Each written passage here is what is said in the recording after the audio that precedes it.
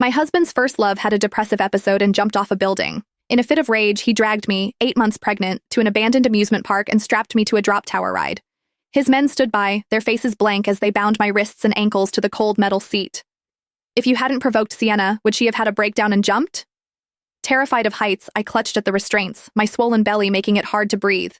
Tears streamed down my face as I admitted my mistake, my voice cracking as I begged him, "Hugh, please, let me go."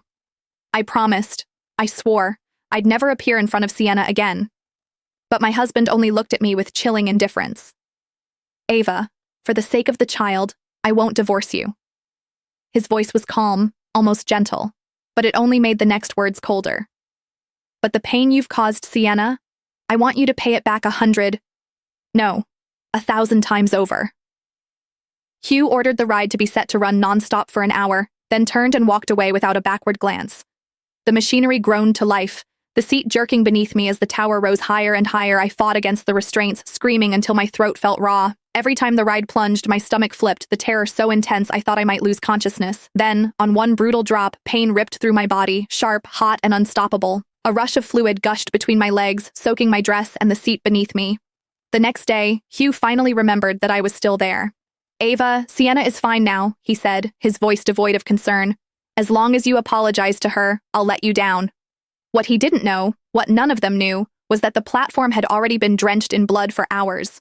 My baby had been torn from my body somewhere between the sky and the earth, reduced to nothing but mangled flesh and silence. Dr. Jason called this morning. That woman is avoiding her prenatal checkups. What trick is she playing to get my attention this time? Hugh frowned, a trace of disgust flashing through his dark eyes. Beside him, Mason, the family butler, turned pale, his voice trembling as he spoke. "Sir, Madam still hasn't been taken down, and she's terribly afraid of heights. She won't even step onto the second-floor balcony. Now that she's in her late pregnancy, could something have happened?" Hugh's expression froze for a split second, before he frowned again, doubt flickering across his face. "Really? Ava's afraid of heights?" Before Mason could finish confirming, Hugh waved a dismissive hand. "It's just a drop tower. It's not like she's actually jumping off a building. Let her be scared. It might teach her a lesson so she won't bully Sienna again." Mason lowered his head and dared not say another word.